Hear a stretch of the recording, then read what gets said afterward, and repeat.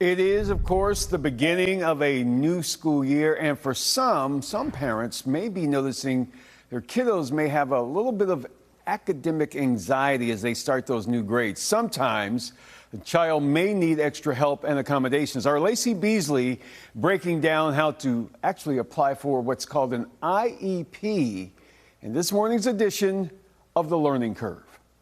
If your child has any special needs, applying for an individualized education program or IEP can be confusing and difficult.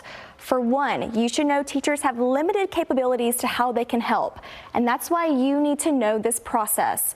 Also, this could take months. Starting now at the beginning of the school year, your IEP may not be finalized until Christmas. That's why I have Caroline James with me in studio. She's an educator and a mom to a child that has special needs. Caroline, walk me through this process, starting with the referral.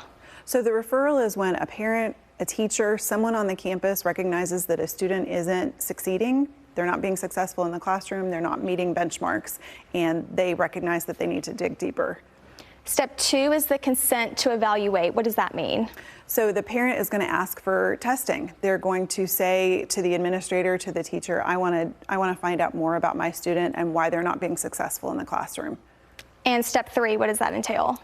Step 3 is going to be the testing. So the diagnostician is going to pull the student for a day, maybe 2 days, maybe it's a series of days, and they're going to put that child through some different testing, figure out what's going on, dig a little deeper. And step 4? Step 4 is when we come together as a team in an admission review and dismissal meeting called an ARD meeting. The teacher, the parent, the administrator, the diagnostician, there could be more service providers in that meeting. They're going to come together and review the testing and see what it says and see what else that child might need to be successful in the classroom. And what do parents need to do specifically in this meeting? That meeting, it's so important for parents to speak up. They know their child like no one else does, and they need to fight for what's best for their student. And step 5 is creating the actual IEP.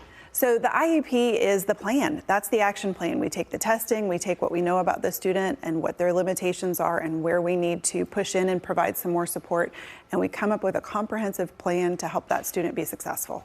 Perfect. Thank you for your expertise, Caroline. I know that was a little bit of a rapid fire moment, but this is definitely crucial information parents need to know when developing an IEP. Now, we're covering topics like this because you guys have reached out. Please keep emailing us at texaseducation@cbs.com.